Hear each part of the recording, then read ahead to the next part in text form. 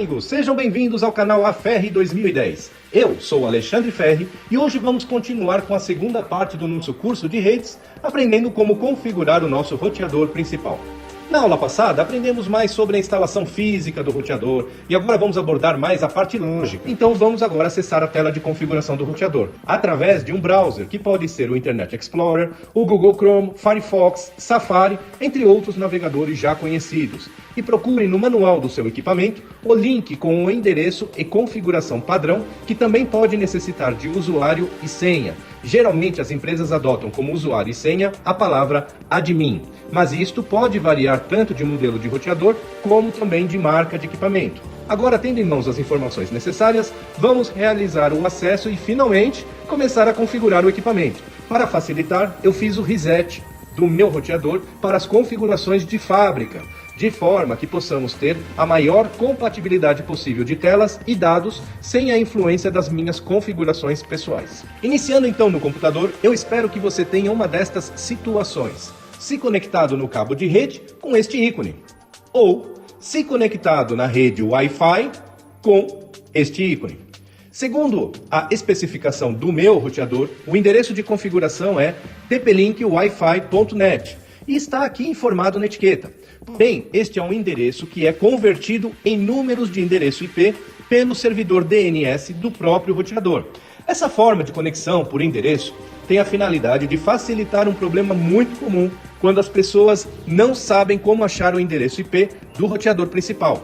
E quando digo principal, gente, estou me referindo ao roteador com DHCP ativado e conectado no modem, pois ele é o administrador da nossa rede. Porém, vamos também descobrir o IP deste roteador de duas formas.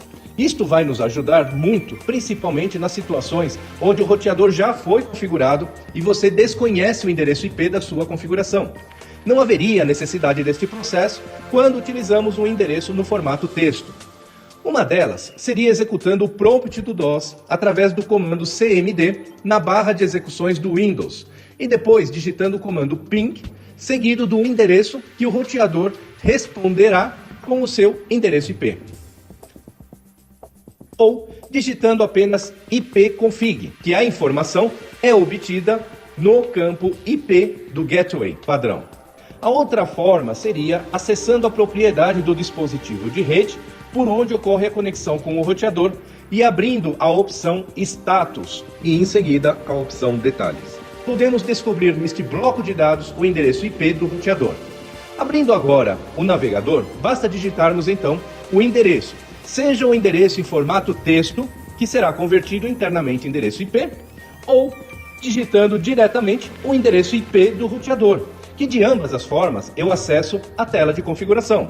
Roteadores mais antigos ou até novos podem ter apenas o endereço IP fornecido. Consulte o manual do seu aparelho. Isso também funciona quando acessamos pelo celular conectado na rede Wi-Fi do roteador. Observe que este modelo de roteador ele não tem um usuário e senha fornecido, pois no primeiro acesso ele já solicita que você crie a senha. E neste caso não se esqueça de guardar esta senha, pois é muito comum as pessoas esquecerem com o tempo. E na eventualidade de você esquecer a senha, a única forma de poder acessar novamente o roteador será resetando, ou seja, voltando com todas as configurações de fábrica. O primeiro passo aqui é definir a senha, mas em outros roteadores pode ser que tenham nome de usuário e senha já pré-definidos, ok? Bom, eu vou criar uma senha agora para acessar as telas de configuração. A senha é case sensitive, ou seja, a letra maiúscula é diferente da letra minúscula. Portanto, guarde esta informação com o cuidado de anotar todos estes detalhes. Agora, acessamos a tela inicial. Você pode estar um pouco assustado por ela parecer bem diferente da tela do seu roteador. Mas isso é uma impressão inicial, porque logo você vai perceber que os assuntos são geralmente agrupados da mesma forma em diversos roteadores de modelos e marcas diferentes. Fazendo uma pequena analogia com algo que você tem uma maior experiência, é o mesmo caso quando você mexe na configuração de uma televisão pela primeira vez. Logo percebe que todas elas têm um grupo de operações para sintonia de canal, outro grupo para regular a imagem e outro para configurações de áudio. Após mexer em algumas televisões, você não sente mais dificuldade em regular uma televisão pela primeira vez, porque todas elas utilizam termos comuns, como brilho, contraste, nitidez, cor e por aí vai. Independente das posições destes controles na tela, você consegue identificar a função de cada um pela sua própria experiência. No caso dos roteadores, acontece a mesma coisa. E um pouco de tempo, você vai se familiarizar que muitos itens são agrupados da mesma forma, só que em posições diferentes da tela. Basta apenas um pouco de paciência para você se acostumar com estes controles. É provável que você fique um pouco frustrado quando comparar as telas do seu roteador com as do meu roteador, mas com um pouco de paciência você vai conseguir encontrar todas essas opções que eu estou descrevendo neste vídeo. Pode ser que o meu roteador até tenha mais ou menos opções que o seu roteador, mas as opções básicas que precisamos configurar, pode ter certeza que todos os roteadores vão ter que ter. Então, não preciso dizer que a paciência e a insistência em querer aprender são necessárias para conseguir reconhecer as opções citadas no seu roteador. Não existe uma possibilidade de mostrar aqui algo que seja um método mais fácil, quando temos uma quantidade muito grande de marcas e modelos de equipamentos. Por isso eu adotei este roteador, que por ser mais novo daqueles que eu tenho, trará a maior gama de opções e as que atendem exigências mais atuais.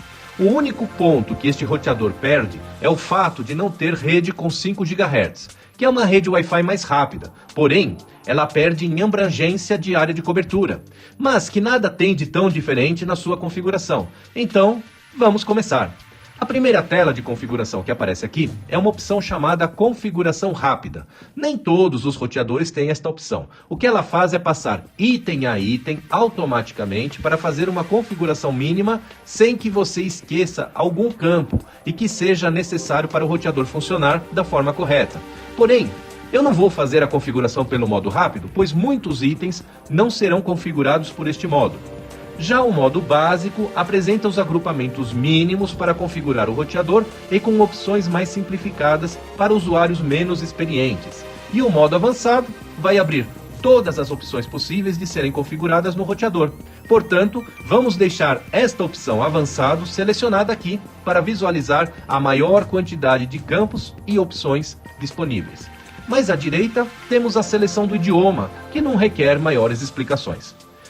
Seguindo um pouco mais à direita, a opção LED, que ativa e desativa os LEDs do roteador. Esta é uma certa perfumaria deste roteador, que tem como objetivo apagar a emissão de luzes, caso estas incomodem no ambiente durante a noite. Também podemos agendar, mais à frente, um horário específico para desligar estes LEDs automaticamente. A opção Modo define como este roteador será utilizado, seja para cumprir apenas a função comum de roteador, ou se ele será utilizado para aumentar a área de cobertura da rede, como um repetidor ou access point. Internamente, ele vai mexendo nas configurações de diversos itens do roteador. Por exemplo, se você for utilizar ele como repetidor ou access point, estas duas opções provavelmente vão desativar diversos outros recursos do roteador e habilitar outros, como uma tela para pesquisa de redes Wi-Fi, para que possamos definir de forma mais fácil aquela que será repetida. Aproveitando que estamos falando desta opção de poder repetir uma rede Wi-Fi e assim aumentar a área de cobertura da rede, eu vou fazer um passo um pouco estranho para você. Antes de começarmos a configurar este roteador, eu vou colocar ele no modo repetidor de sinal.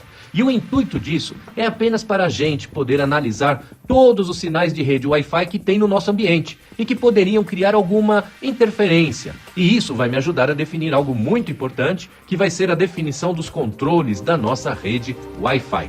Eu vou fazer isso agora para a gente não se perder lá na frente com a linha de raciocínio. Após esta alteração do roteador, ele será reinicializado e a tela de configuração vai mudar um pouco, trazendo as opções que eu vou precisar agora para conseguir analisar as possíveis interferências que podem existir aqui no local. Reinicializado o roteador, vamos entrar novamente com a senha que cadastramos anteriormente e agora eu vou entrar na guia Wireless e na opção Conectar à rede. Esta opção, Scanner Wi-Fi, vai listar todas as redes Wi-Fi detectadas no meu ambiente. E por causa das antenas mais potentes, eu provavelmente vou ter uma lista maior de redes que aquelas que aparecem no meu celular. Se você não encontrar uma opção parecida como essa, não se preocupe. Siga em frente assistindo esta aula, pois, sem esta parte, a única diferença é que poderá ter um pouco mais de trabalho na definição do sinal Wi-Fi com menos interferências.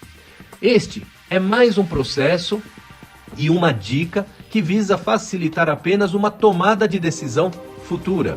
Com esta lista de redes, vamos anotar os canais utilizados em ordem crescente, e principalmente a intensidade de sinal, como fraco, médio e forte, atribuído a cada um deles. Se aparecer duas redes com o mesmo canal, o que realmente importa é qual delas tem a maior intensidade de sinal e marque esta intensidade na sua lista.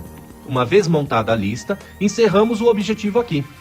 E como estamos configurando o roteador como roteador principal, vamos deixar marcada a opção roteador novamente e voltar para o ponto onde paramos. Em aulas posteriores, vamos configurar outros roteadores como Access Point e repetidor. Fiquem tranquilos se não estiver passando maiores detalhes destes modos agora. Após reiniciar o roteador, vamos novamente entrar com a senha. Continuando agora, de onde paramos, o próximo botão é o sair, que não requer maiores explicações. E o botão reiniciar executa o mesmo processo quando reiniciamos um computador, ou seja, seria o mesmo que desligar o roteador da tomada e ligar novamente para que ele carregue as novas configurações salvas aqui. Aliás, isto toca um ponto importante para o seu entendimento, pois uma configuração realizada no roteador não necessariamente estará disponibilizada na rede na mesma hora que você faz a alteração. Então existe um processo para cada tela, onde você precisa primeiro salvar a configuração e depois de realizar todas as configurações necessárias do seu roteador, executar o processo de reinicializar o roteador, para que todas estas novas configurações sejam finalmente carregadas na rede. Agora que estamos no módulo avançado, vamos começar com a coluna que tem as guias de opções à esquerda. É importante você entender que o roteador serve tanto para uso doméstico quanto para o uso empresarial, e ele vai trazer uma série de recursos que dificilmente necessitaremos utilizar em um ambiente doméstico. E é por isso que não vamos detalhar aqui todos os itens, pois isso seria cansativo, precisaria de muito tempo de explicação e provavelmente você dificilmente vai usar. E quando precisar usar estes recursos no roteador, eles também já não serão mais um bicho de 7 cabeças. Esta primeira guia, chamada Ativo, traz uma visão geral das principais configurações ativadas no roteador. É a lista de clientes que estão acessando a rede, seja por cabo ou seja pelo sinal Wi-Fi. A opção Rede já vai abrir um leque de opções relativas às conexões, principalmente por via de portas RJ45, que são aquelas portas cabeadas. Agora, vamos entrar na opção Internet. Esta opção trata exclusivamente das configurações da porta WAN, que é a porta de comunicação exclusiva com o modem, que é o responsável pela comunicação com a internet, e por isso o nome desta guia ser Internet. Lembram daquele erro que eu informei para vocês quando o computador informa que não tem conexão com a internet e que isso pode acontecer se você resetar o seu roteador para as configurações de fábrica? Então, é aqui nas configurações Internet da porta WAN que você precisa saber configurar para resolver o problema de acesso à internet na configuração do roteador.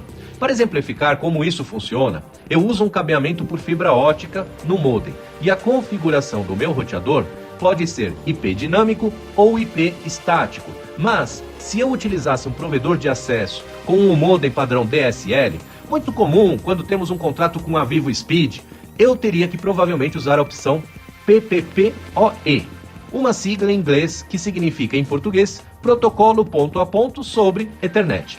Como as configurações deste item são de conhecimento do seu provedor de acesso à internet, eu não tenho meios e nem bola de cristal para te orientar quais configurações precisam ser colocadas aqui. E isto você só vai conseguir com o suporte técnico do seu provedor de acesso à internet.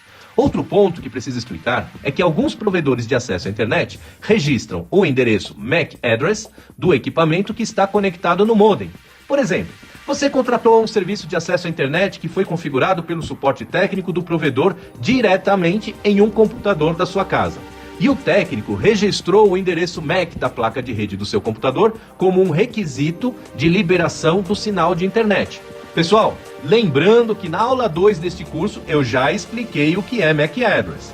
Voltando no exemplo, digamos que mais tarde você compra e instala o roteador no modem, em vez do computador, e o sinal de internet não é mais liberado para o seu equipamento, porque o endereço MAC é agora do roteador. Então esta opção funciona como uma gambiarra que copia o endereço MAC do seu computador, ou então permite até que você informe qualquer endereço que será repassado para o modem, simulando assim que o roteador tenha o mesmo endereço MAC que estava sendo liberado para receber o sinal. E através desta opção, você consegue distribuir agora o sinal da internet para a sua rede. Algumas telas de configuração podem também ter recursos automáticos. Por exemplo, se eu ativar aqui o modo básico, veja que quase todas as opções são escondidas. E basicamente um botão autodetectar é visualizado, que tentará fazer para você a maioria das configurações de forma automática, para usuários com pouca experiência.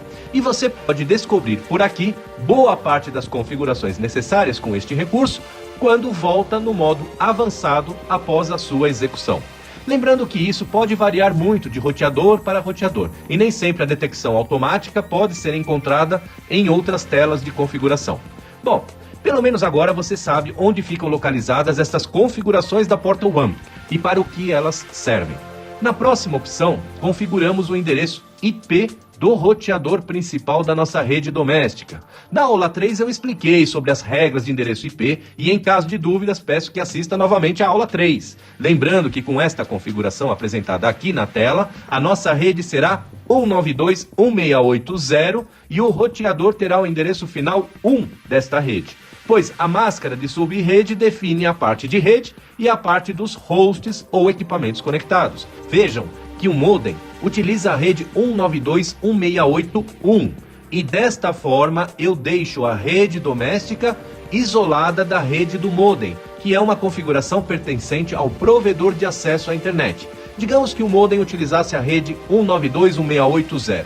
Então eu poderia configurar a minha rede doméstica para 192.168.1 ou 192.168.2 ou 3, enfim, dentro do range de redes domésticas já explicadas na aula 3 deste curso.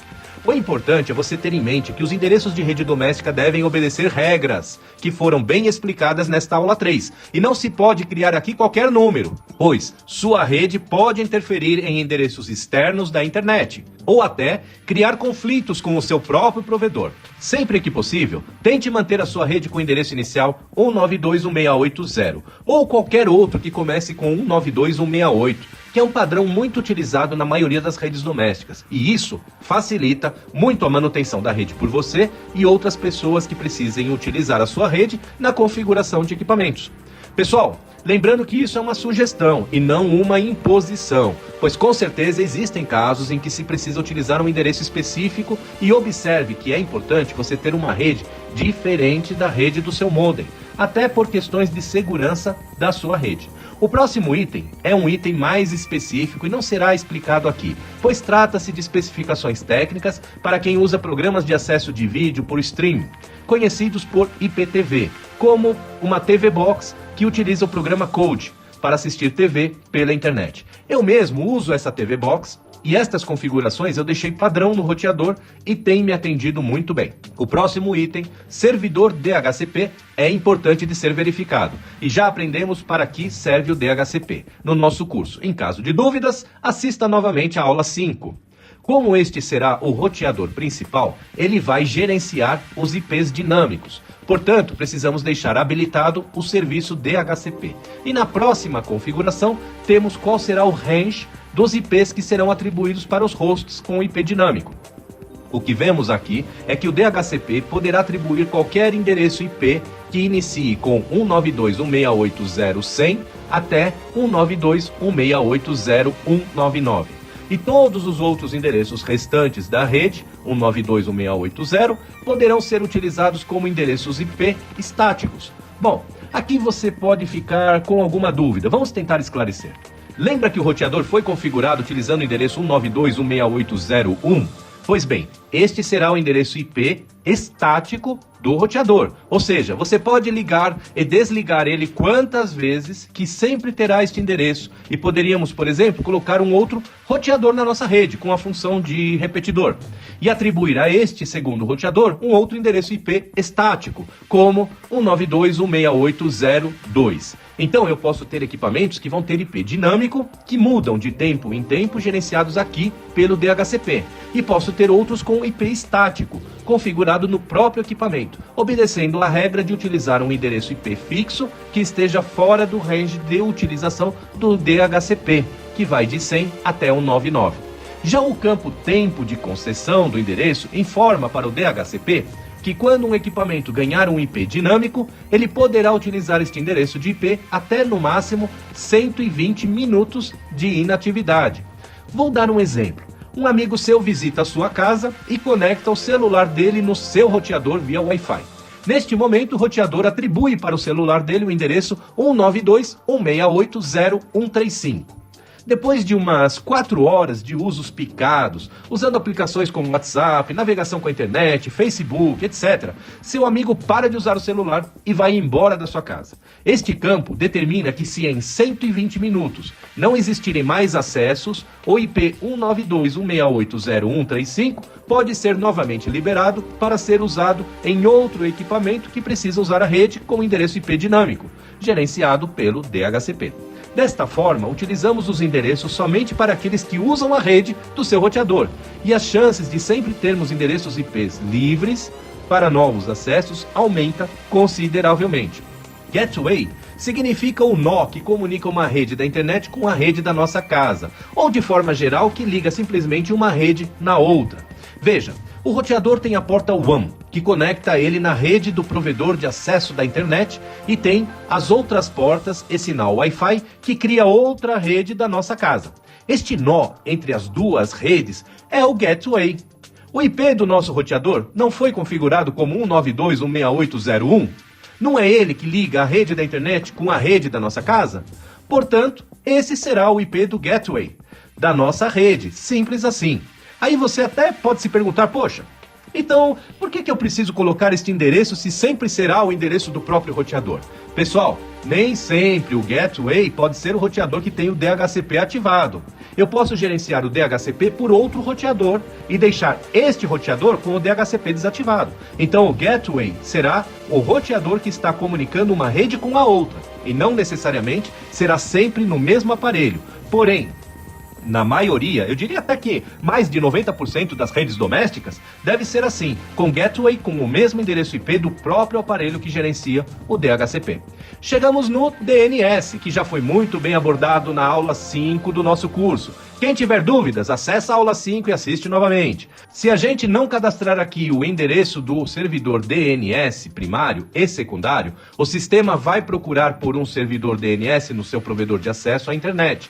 E se lá existir, esta configuração será atribuída à sua rede.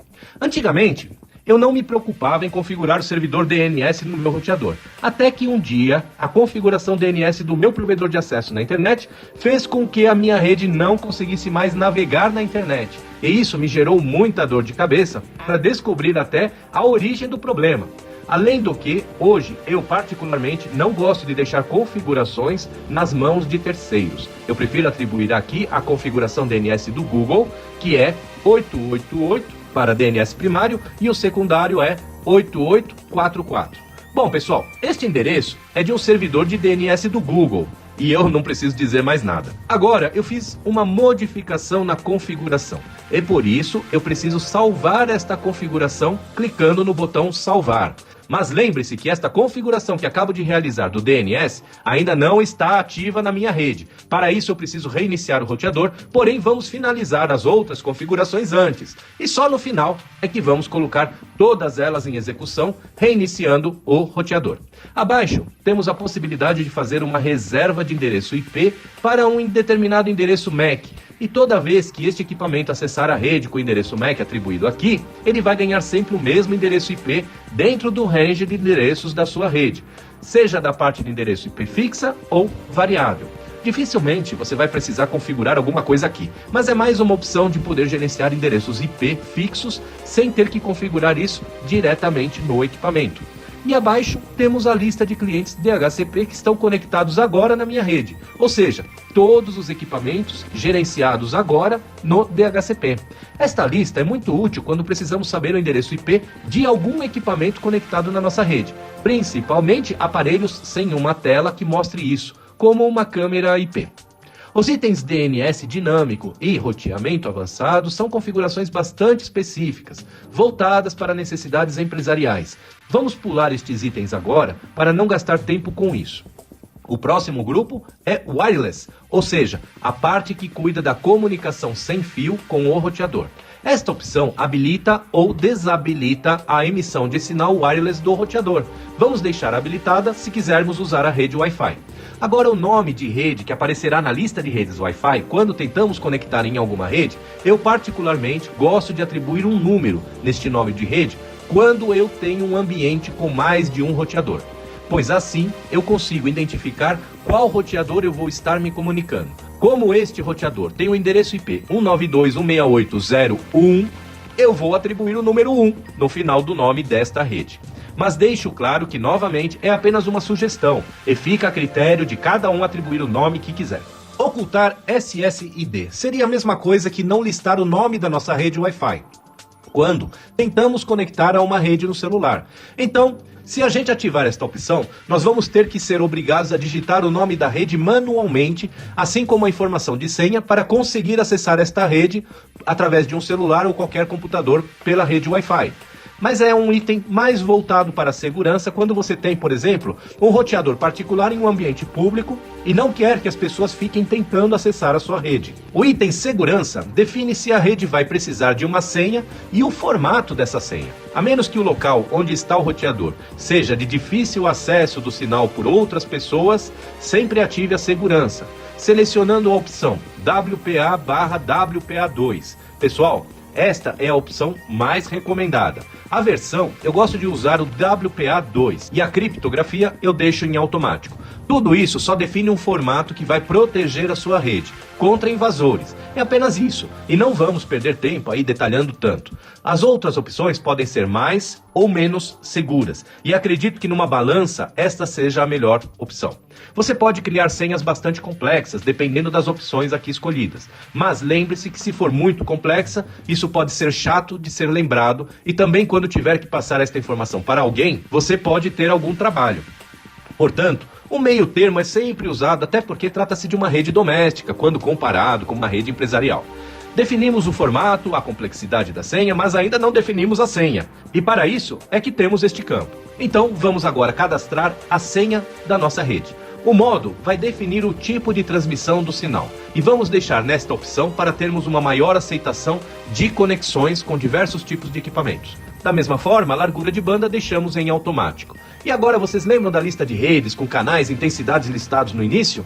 Chegou a hora da gente usar esta lista para escolher o canal da nossa rede. Imagine que você está montando uma emissora de televisão e vai emitir o sinal de TV digital com a mesma frequência de um canal que já existe no local. Acho que não vai dar certo. E nem você e nem a emissora deste canal vão conseguir ter boa recepção, porque um sinal vai interferir no outro sinal. Por este motivo, é interessante pesquisar antes quais os canais utilizados em todas as redes das proximidades e, principalmente, saber aquelas que têm o sinal mais forte o suficiente para causar interferências na sua rede.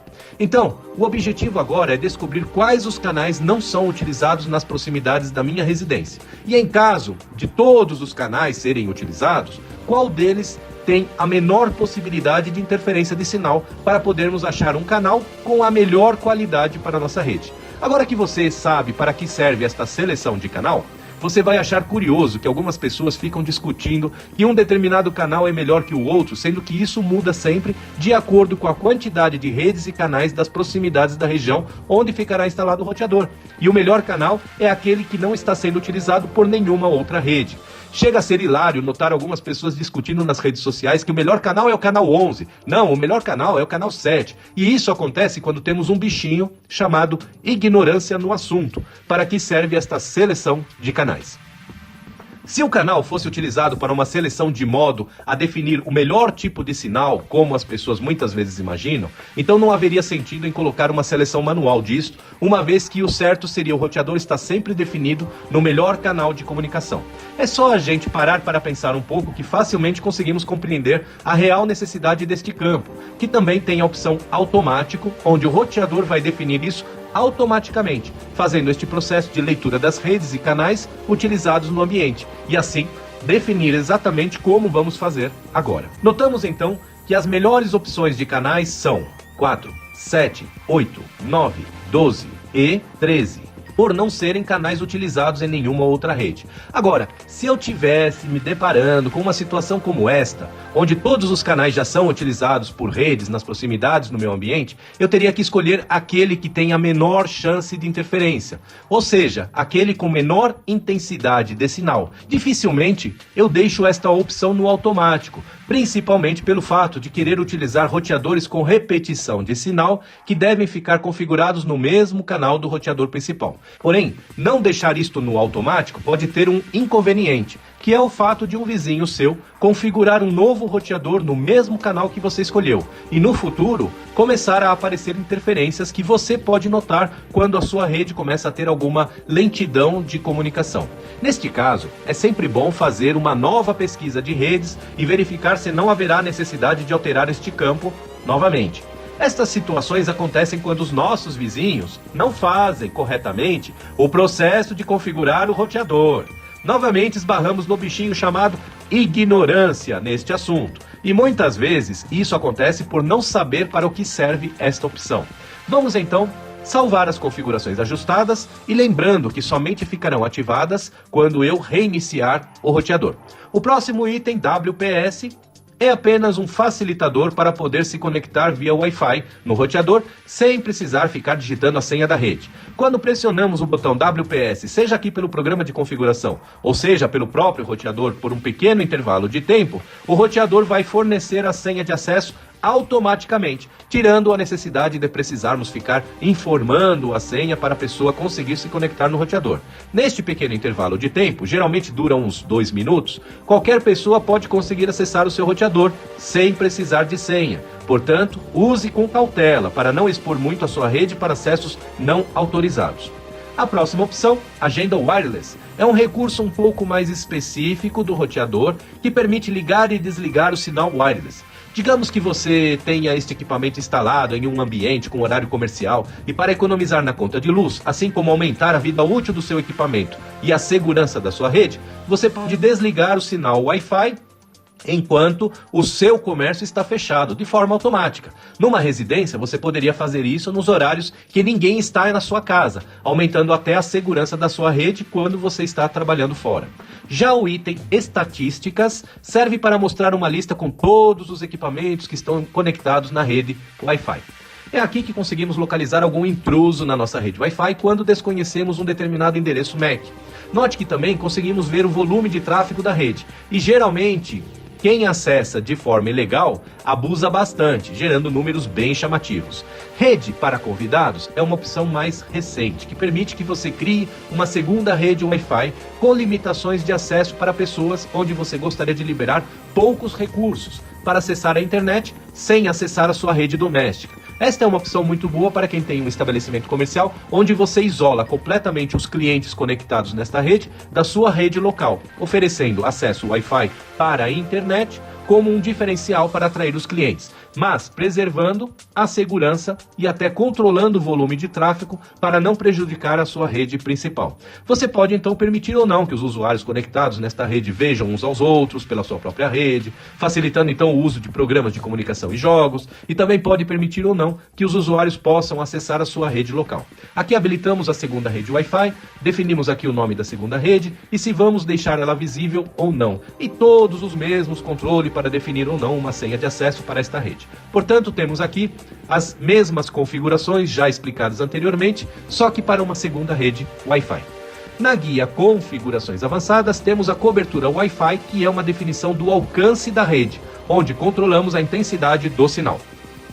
Com esta configuração, podemos ajustar o sinal para que a área de cobertura consiga atingir toda a área da minha residência, sem também ultrapassar muito estes limites, e oferecer risco de um vizinho estar acessando a minha rede, ou que a minha rede possa até interferir na rede de outras pessoas. Nem todos os roteadores têm este ajuste, mas considero que todos deveriam ter, pois na minha forma de ver é um ajuste muito importante de ser realizado, dependendo da finalidade, onde podem existir situações que gostaríamos de um sinal mais limitado, como por exemplo, apenas em uma sala de escritório. A outra opção é controle de acesso. Esta opção permite que apenas alguns dispositivos possam acessar a rede, bloqueando qualquer outro dispositivo. Ou então, poderíamos bloquear alguns dispositivos para que nunca consigam entrar na rede. Se o seu filho tirou nota baixa e você quer lhe aplicar um castigo para que deixe de usar o computador, celular ou videogame na internet, este é o lugar que você procura. Aproveitando que estamos falando de filhos, chegamos na guia Controle dos Pais. Nesta guia, podemos restringir o acesso de rede por dias da semana e horários. Por exemplo, podemos cadastrar o celular, computador ou videogame pelo endereço MAC e dizer que estes aparelhos só podem usar a internet em determinados horários e dias da semana. Sabe aquele filho que usa a internet a altas horas da madrugada? Então, com este recurso, seus problemas acabaram, e os dele estão apenas começando. É claro que se o celular dele tiver internet pelo chip da operadora de celular, então ele vai provavelmente acabar com todos os créditos nestes horários, porque aqui só configuramos a internet ligada no roteador. Esta outra opção, QoS, Quality of Service, ou qualidade do serviço, é mais utilizada em empresas quando temos alguns funcionários que extrapolam o uso da internet para assuntos particulares e muitas vezes deixam a empresa sem banda para os serviços essenciais. Esta opção pode priorizar equipamentos ou aplicações definidos por você para que possam ter uma banda maior ou menor que outros equipamentos e aplicações. Basicamente, você define aqui uma largura de banda para download e upload. Dessa largura, você define 3 níveis de prioridade, onde os 3 juntos equivalem a 100% da sua banda. E por último, você define quem vai ter alta, média ou baixa prioridade. E nesta definição, você pode definir tanto o equipamento ou uma aplicação padrão, como o conhecido WhatsApp. Ou definir uma aplicação manualmente, e com isso limitamos o uso da internet para as futilidades e priorizamos o uso para coisas mais importantes. Sua família também pode te amar ou te odiar de acordo com aquilo que coloca aqui. Seja justo e deixe este campo sem configurações, a menos que você precise. Esta guia base de dados permite carregar para o roteador uma nova atualização para a lista de aplicações do QoS. Será usado apenas quando a lista atual ficar muito defasada em relação às aplicações atualmente utilizadas. Na guia Segurança, temos o item Configurações, onde nele podemos ativar e desativar o firewall do roteador. Pessoal, até agora os requisitos de segurança que nós vimos foram para a conexão do equipamento na rede Wi-Fi. O que estamos vendo aqui é a segurança que cria uma espécie de parede de proteção de ataques cibernéticos que venham através de protocolos pela internet da porta WAN, que está ligada no modem. Então, não vamos confundir os itens que vimos anteriormente com esta parte do firewall, que previne que alguém acesse a sua rede pela internet. Vamos então deixar o firewall ativado. Já esta opção de proteção DOS é para casos onde alguém na internet ataca um servidor hospedado na sua rede por meio de requisições. Esta opção só vai funcionar com o recurso de monitoramento de tráfego, justamente porque monitorar quem envia requisições é um recurso mínimo para se pensar em proteção contra este tipo de ataque. Por isso, alguns roteadores só permitem ativar esta opção de proteção se você ativar o monitoramento de tráfego. Basicamente, para não estender mais este vídeo, deixe esta opção desativada, mas se você montar um servidor na sua rede, pesquise mais sobre este assunto e as configurações envolvidas, pois faz parte da segurança do seu sistema. Como um rápido exemplo para você entender alguma coisa disso, lembram que no curso usei o comando ping algumas vezes para saber o IP de um domínio, ou se tem algum computador respondendo em um determinado IP? Olhem aqui estas duas opções. Uma ignora um comando ping pela porta WAN e a outra ignora um comando ping pela porta LAN. Só para ajudar um pouco mais este entendimento. Não é bem neste curso que vamos detalhar esta opção, até porque você dificilmente vai abrigar um servidor e muito menos vamos ter pessoas querendo atacar a sua rede doméstica neste aspecto, mas para apenas termos uma noção. Depois temos esta opção de vínculos relacionada com o protocolo ARP. O protocolo ARP é aquele cara na rede que permite que um computador encontre outro computador pelo IP deste, pois ele associa os endereços físico, que é o MAC, com o endereço lógico, que é o IP. Este camarada serve como meio de forçar esta associação para evitar que uma pessoa mal intencionada associe um endereço IP com outro endereço MAC. Enfim, mais um caso de configuração desnecessária para a nossa rede doméstica. Vou pular a guia Direcionamento NAT, que é muito técnica para um curso neste nível, deixando todas as opções aqui padrão. A guia IPv6 é uma guia mais presente em roteadores mais novos que estão preparados para a implantação do protocolo IP versão 6, que vai aumentar a complexidade dos endereços IP para atender a demanda de crescimento da internet, onde a cada dia surgem milhares de novos equipamentos que vão precisar de endereços IP. Isso foi tratado na aula 3. Estamos em fase de implementação e, por enquanto, ainda não temos a necessidade de usar este recurso nas nossas redes domésticas. A guia Servidor VPN é uma opção mais voltada para empresas que querem criar redes isoladas da internet, mas usando os recursos de conexão à internet. Basicamente, é uma blindagem de segurança para que a rede da empresa continue segura quando funcionários fazem acesso remoto. E agora a última guia, que são as ferramentas do sistema, onde temos configuração de horário com atualização automática pela rede ou, dependendo do seu roteador, apenas a configuração manual e opção para ajuste do período de horário de verão. Como o roteador usa data e hora para agendamentos de sistemas, logs, não preciso reforçar a importância da data e hora estarem corretas. Esta opção, Auto Reboot, não é uma opção muito comum de se encontrar em roteadores. E basicamente você pode agendar um horário ou até dias da semana que o roteador reiniciará automaticamente. Basicamente, quando a gente reinicia o roteador, acabamos limpando o cache de memória. E isso ajuda a melhorar o desempenho de funcionamento do roteador. Se notar que depois de um tempo o roteador começa a ficar muito lento e após reiniciar ele melhora o seu desempenho, então você pode agendar um processo automático fora do horário de uso para executar este processo e manter a rede com boa performance. Até agora, na minha rede doméstica, não senti a necessidade de usar este recurso. A opção Controle de LED permite desligar automaticamente os LEDs do painel do roteador em um determinado horário, para não atrapalhar o seu sono se o roteador estiver instalado no seu quarto. Por exemplo, a opção Diagnósticos facilita algumas análises que seriam realizadas por outros meios, facilitando assim o uso do comando ping pelo próprio painel do roteador, ou até traçar toda a rota que passamos para conseguir chegar em um servidor ou computador. Em resumo, o nome diz tudo, um painel de diagnóstico. A opção Atualização de Firmware serve para atualizar este programa de configuração do roteador com novas versões. Assim, erros podem ser corrigidos ou até novas funcionalidades podem ser implementadas no decorrer do tempo. A atualização de firmware pode ser encontrada no site do fabricante do roteador. Eu pretendo fazer um vídeo exclusivo sobre esta atualização de firmware mais à frente, pois existem cuidados que devemos tomar para não danificar de forma definitiva o nosso equipamento. Na teoria deveria funcionar bem, porém uma atualização pode trazer problemas inesperados, como também podemos encontrar atualizações produzidas por terceiros que não vão se responsabilizar se o seu equipamento apresentar problemas e você pode ficar sem uma solução. Para passar todas estas dicas, eu vou montar uma aula somente deste assunto. Mais abaixo, a opção Administração. Aqui podemos alterar a senha de acesso desta tela de configuração do roteador.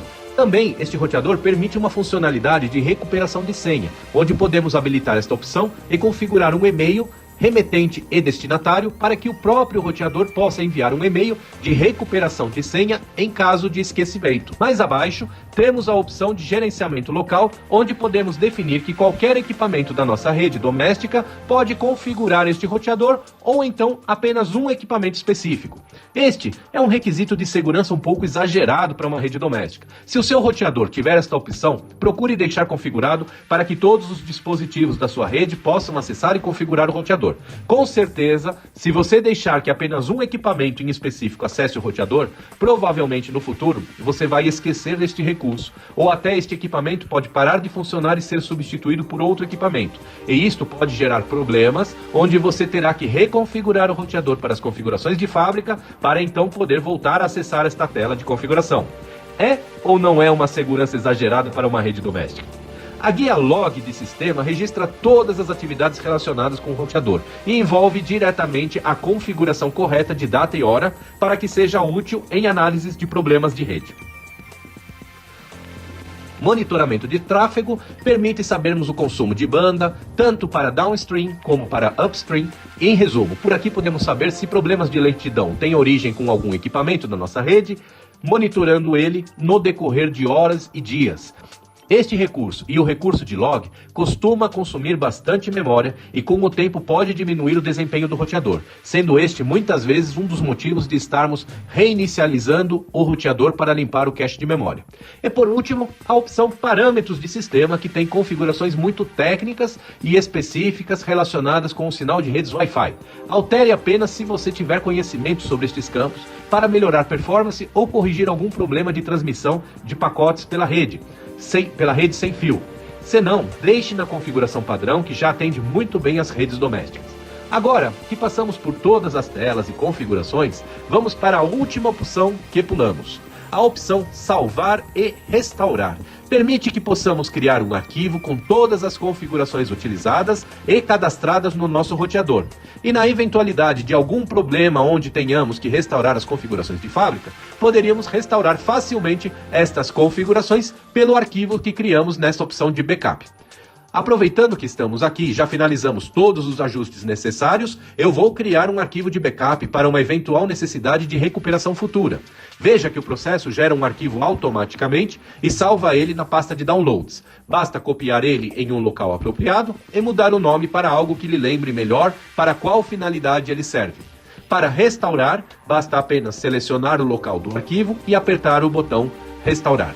Mais abaixo, a opção de restaurar equipamentos com todas as opções de fábrica funciona da mesma forma quando apertamos o botão reset do aparelho. Agora, terminamos de configurar e vamos reinicializar o roteador para que todo este processo seja ativado e fique em execução na nossa rede. Agora é só usar os equipamentos acessando a rede de qualquer ponto da nossa residência. Mas, e se o sinal da rede não chegar em algum ponto da casa? Esta será a hora de precisarmos estender o sinal da rede para o lugar onde ele não chega. Mas, por enquanto, vamos deixar isso para uma próxima aula. Muito obrigado para aqueles que ficaram comigo até o final. Não esqueça de deixar o seu joinha e de se inscrever no canal para continuar acompanhando este e outros vídeos. Um forte abraço e nos veremos na próxima aula, aumentando a cobertura da nossa rede.